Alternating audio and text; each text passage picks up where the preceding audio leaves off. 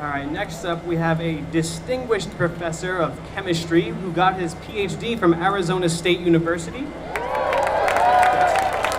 And he is also a prominent member of the Society for the Advancement of Chicanos, Hispanics, and Native Americans in Science. Give it up for Gabriel Montano. Good morning, fellow believers. I never planned on becoming a scientist. I didn't have a calling as a child. I wasn't blowing things up in the kitchen. I wasn't writing equations on my Etch-a-Sketch. I was a pretty typical kid. I was getting in trouble, pushing boundaries, getting in trouble. Now I'm a national laboratory scientist and a university professor, and a proud graduate of Arizona State University. When I look back, I find that I always did have the makings of a scientist. And the truth is, most people do. If you've ever asked a question about why the sky is blue, why the leaves are green, why Phoenix is so dang hot, and you look for evidence for an answer, you have the makings of a scientist as well. That's what's so wonderful to see and celebrate here. This isn't a collection limited to the lab coat donning, goggle wearing, code writing, practicing scientists amongst us.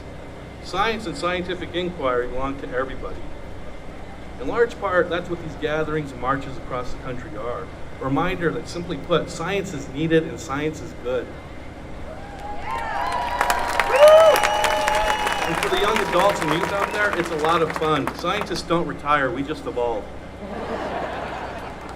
So why are we here? The biggest reason is that we believe the key to solving the complex problems facing us now and in the future rely on the steadfast dedication and commitment to scientific pursuit. And we further believe that the dismissal of inconvenient facts must end.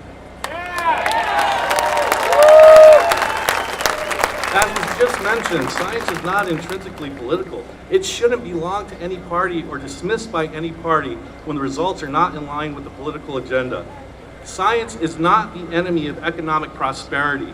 It does not seek to destroy industry. Science is not the enemy of religion and faith. It's important for those of us who support science and scientific discovery to remember these things as well.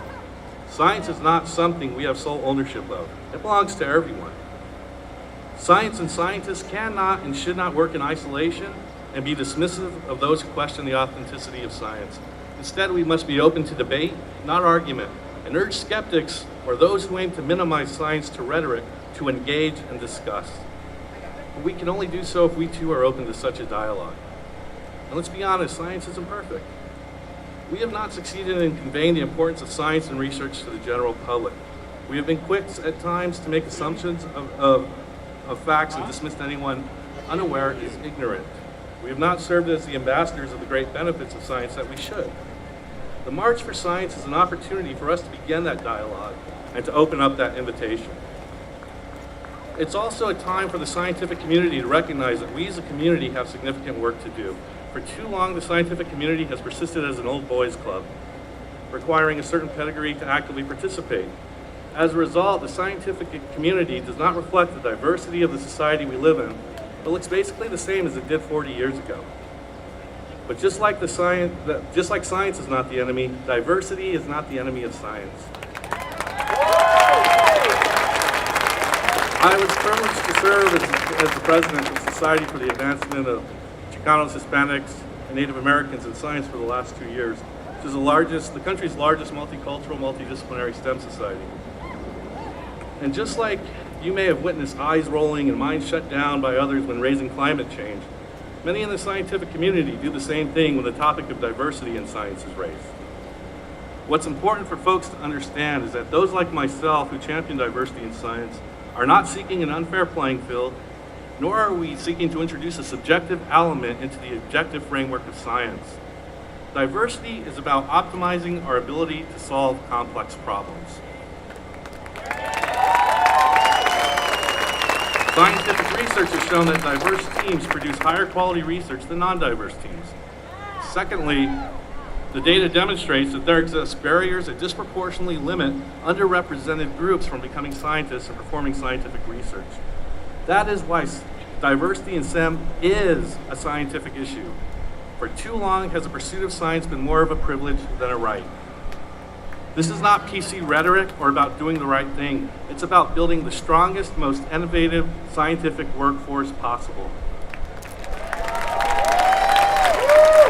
The greatest intellectual commodity that we have in the nation is our diversity.